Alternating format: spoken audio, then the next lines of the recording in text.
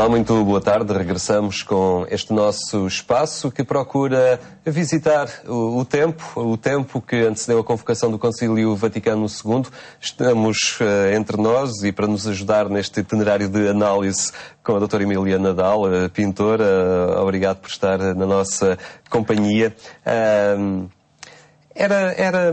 Podemos dizer que a Igreja, antes do Concílio, de alguma forma estava um tanto ou quanto afastado das realidades humanas, do concreto da vida das pessoas. Havia talvez um distanciamento algo notório em relação às preocupações de justiça social, das dificuldades que as pessoas enfrentavam, particularmente num país como o nosso, muito marcado pela pobreza, pela falta de liberdade. Sim, isso é evidente que, aliás, essa observação de que a Igreja muitas vezes está longe da realidade é algo que se continua a afirmar em muitos aspectos, mas naquela altura mais, porque havia uma concepção espiritualista e ritualista da Igreja muito intensa, não é? A Igreja institucional, como instituição, portanto, reunia as pessoas nas celebrações religiosas, celebrações litúrgicas, e que não estaria tão próxima ao sentido da comunicação.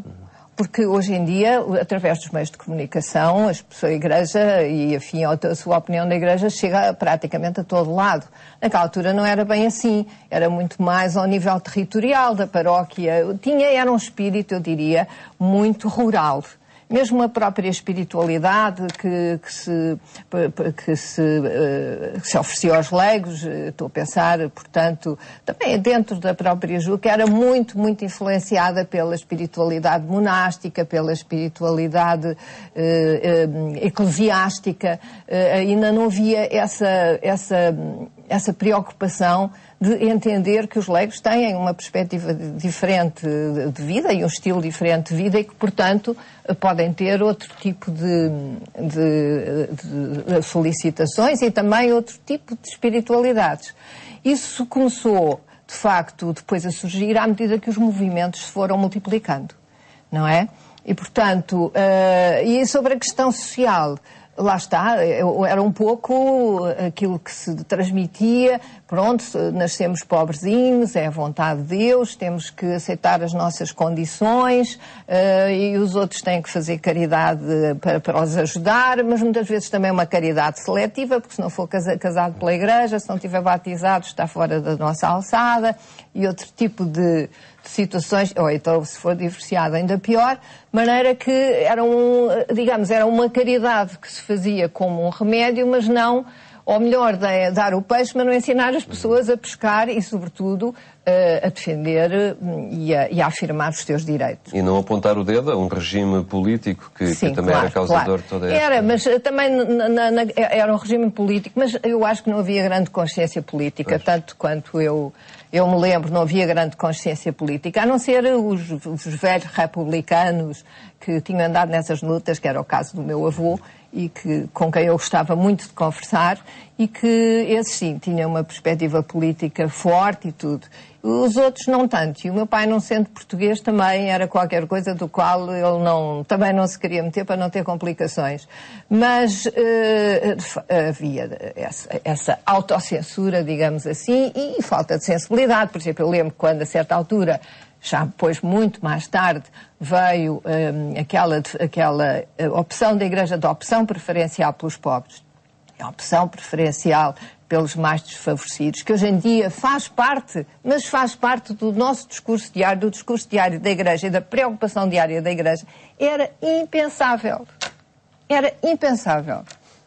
Era logo visto como... Era muito marxista. Era logo marxista. É lamentável dizê-lo, mas é verdade, porque, enfim, aquilo que imperava era pregar o espírito de paciência, o espírito de aceitação, enfim, os filhos obedecerem aos pais. Enfim, já não vou para o lado da orientação das mulheres, que no meu caso também não fui vítima disso, porque o meu pai tinha, de facto, ideias muito diferentes e sempre quis que nós tivéssemos opções iguais às dos rapazes, eu e a minha irmã, Portanto, mas isso não era de todo o que se passava. Portanto, havia ainda uma mentalidade rural muito forte, uma mentalidade, digamos assim, de subserviência ao poder, aos poderes instituídos, familiares, sociais, políticos, que imperava muito. Isto leva, esta posição acaba por gerar uma ruptura em alguns católicos e leva-os até a militar em alguns movimentos mais próximos da esquerda. Era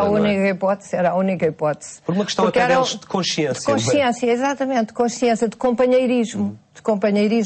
Porque, enfim, estou a pensar nas conferências de São Vicente de Paulo, que era aquilo até onde se podia ir, não é? E onde os católicos, de facto, militavam ao nível de tentar minorar, de tentar ajudar, de tentar compensar as situações realmente graves das pessoas que eram assistidas. Mas não ir além disso, mas se fosse ir além disso, não é? Eu vou dizer, eu tive uma empregada que era da JOC. E então, algumas vezes fui às reuniões da JOC, e a JOC ainda tinha problemas muito maiores do que a JUC nesse aspecto. A JOC e depois a LOC, não é? Porque na medida em que era o meio operário, mas vou mesmo dizer, o facto de eu ter ido às reuniões da JOC também levantou imensas interrogações, quando para mim era uma coisa normal, natural. Por isso já se pode ver a que ponto essas eram questões muito sensíveis.